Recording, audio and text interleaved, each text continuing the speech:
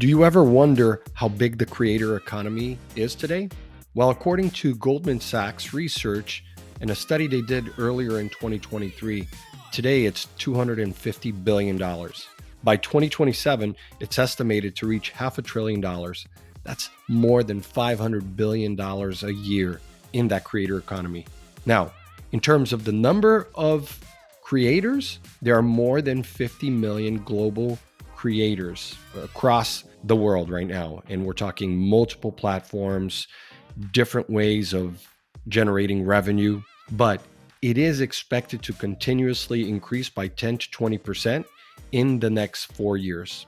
So on the low end, 10% to 20% increase. And the reason for that increase in the study, they cite it is the explosion of more digital channels. So technology, AI, digital media, more smartphones, better connectivity, different ways for creators to be able to reach different audiences. And then there is the aspect of branding. Companies know that for younger audiences, generations like Gen Z and also millennials, they want more authenticity. So if you're a creator out there, and let's talk about that for a second, actually, before we get into it. What is a creator after all? Well, there are many different job roles out there that fit that criteria. You could be a vlogger, a blogger, an influencer. You could be a musician, artist, podcaster, a streamer, video game streamer, photographer, a writer, an author, a recipe creator. There's so many of those as we've seen the explosion during COVID or the pandemic on TikTok, where you had so many great people doing different types of foods around the world. You have, of course, educators, people who are creating online courses, fitness coaches, DIY and craft creators that do home improvement projects. You've got motivational speakers, consultants, tech reviewers.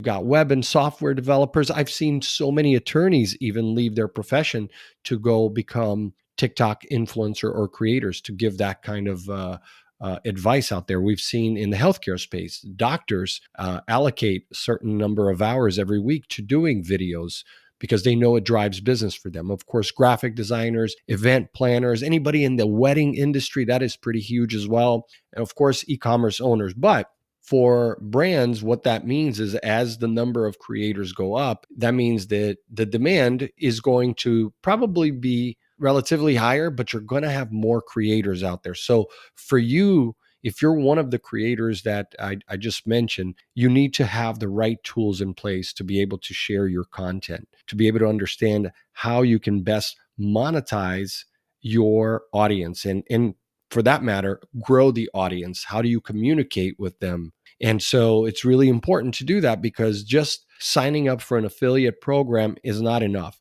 As a matter of fact, the study cites that 70% of all income or revenue generated by these creators, this $250 billion a year industry, 70% of it comes from direct brand deals where you, the creator, you're pitching a product. And we hear that even in this podcast world that we're in and the online digital channels, mostly what you see is creators, influencers, bloggers pitching products, right? They're putting their stamp of approval. Sometimes they're, testing out the product, unboxing it, but they really want to be honest about their feedback. And that's how the brands reach people. So you look at a company like Disney or Nike, so many others out there who use this channel to grow their business because they know that the younger audiences trust the voices of these creators.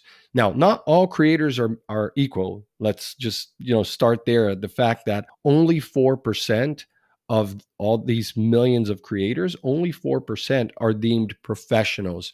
And so in the study, the way they deemed it professional was those making over $100,000 a year. So if you think about it, but $100,000 isn't a lot of money in the context of the expense, right? How much money you have to invest in order to get to that level. If you think about the equipment, if you think about the editing, like every aspect of sharing your content and being on multiple channels, you're not doing it alone. And so a lot of these creators, they're spending 10, 15 hours a day to create a crazy number of posts across different platforms and videos. And so in order to get new users, in order to keep the ones they already have engaged, their followers, they have to continuously create. So if you're making $100,000, you're probably spending at least a third of that. And this is according to my own research for over, a decade now. I've worked in the digital marketing space and have been able to hire many of these creators. As a matter of fact, we had one huge partnership with a mattress company, one of those unboxed, those mattress that get shipped to your house.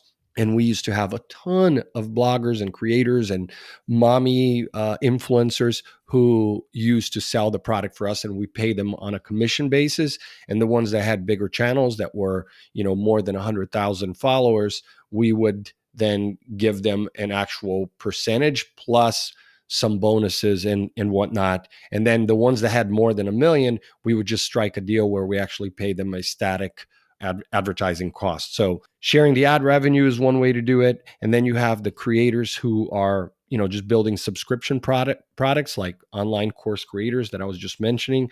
And then you have the ones who are writers, who are there creating content to really entertain you. And those are looking sometimes for donations if they have a newsletter, let's say on Substack or something like that. So those are all the different ways that the creator world is continuously growing. And as I said, by 2027, it is looking like it's going to be a $500 billion industry. Now, which companies will benefit most from the creator economy is a question that we often get here. It's like, where should I be? I understand that I need to use, an app like Push Bio to create my links and my feeds, and then I can share all my different channels in one place. That's one way to do it. But of course, you still have to figure out which channel you're going to be in. And that's something that no one can choose for you. You have to look at the analytics. So in the study, in this Goldman Sachs study, they looked at 6 key enablers for what they described as the flywheel effect. If you're not familiar with the flywheel effect, look it up.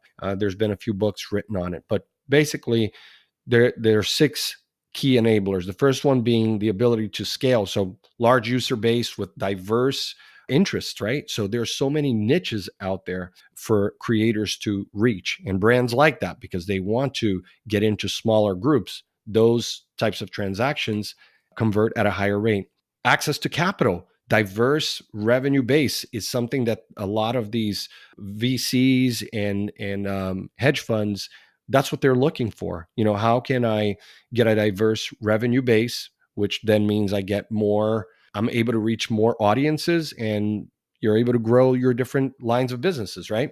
The third one is the AI. So artificial intelligence, being able to match creators with the right users at a much faster rate and with more accuracy. That's important. And then, of course, effective monitoring tools and monetization tools, very, very important, because sometimes it's hard to just work within one platform to track all your monetization. So whether you're using Stripe, Square, the affiliate platforms themselves to track your monetization, you have to use the different tools. And some of those tools used to be really expensive years ago, but now they've come down in price. The fifth one is data analytics, insights, analysis.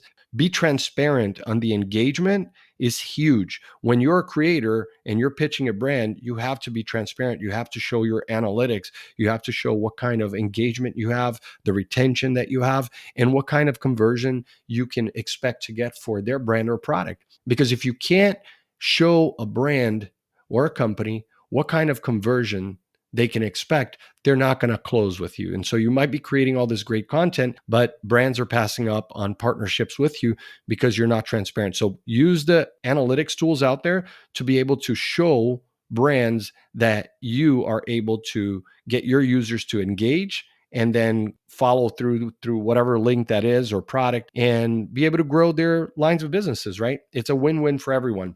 And then, of course, e-commerce is a natural opportunity for most creators. You get to a point where you say, well, my brand is big enough. I have enough followers. Now I can go out and create products. Maybe you want to create a line of organic soaps, right? Maybe it's a line of t-shirts. But merchandise is huge. Whether you're a streamer, whether you're a food blogger, a podcaster, merchandise can make up 10, 20, 30% of your revenue when done effectively. Of course, you have to have the Shopify or whatever other e-commerce CMS in place for you to be able to sell those products and get them fulfilled. And it's fairly easy to get products fulfilled with your branding on it. So that's a huge opportunity. But as far as like the future, what it looks like, I think we're going to definitely see more creators. But as it gets saturated and then the demand goes down a little bit because you're going to have more creators, based on this study and based on talking to different creators, we are seeing right now, they're going to stick to the legacy systems. Plus, I wouldn't call TikTok legacy. They're definitely one of the new players last 4 years. But, it's YouTube and TikTok. Those are the top two, followed by Facebook, Instagram, and then Snap and Twitch. So those are like the main platforms. And then there is a concept that they call flight to quality in the study. And flight to quality, just saying that a lot of these creators and influencers in the study, they responded by saying they're going to start to focus on less channels. So not trying to be on 20 different social media platforms, but put most of their efforts into being a big voice into one of the channels and then do that very well. So I think that that's a natural progression. We saw it with social media early on and with YouTubers, and then now we're seeing it again. That is definitely the way to grow in the future. But if you're looking for a great tool to share your content creations, your products, look for pushbio.io. And we are here week in, week out, trying to give you guys the tips, the stories, case studies about everything that is going on in this creator world. And so reach out to us if you have any questions. And if you are looking to be a guest on the show, we are taking guests for the fall. And share with your friends, give us a rating. We want to get this podcast out there and help it grow your business, because it is a business. If you're a creator, even if you're not making that 100,000 or $1 million a year yet, it takes time for you to build that audience. But believe me, if you stick with it and you do really good content, it's been my experience that you're going to be able to grow and achieve your goals. All right. So I wish you the best of luck with your creator business, and we will see you next week.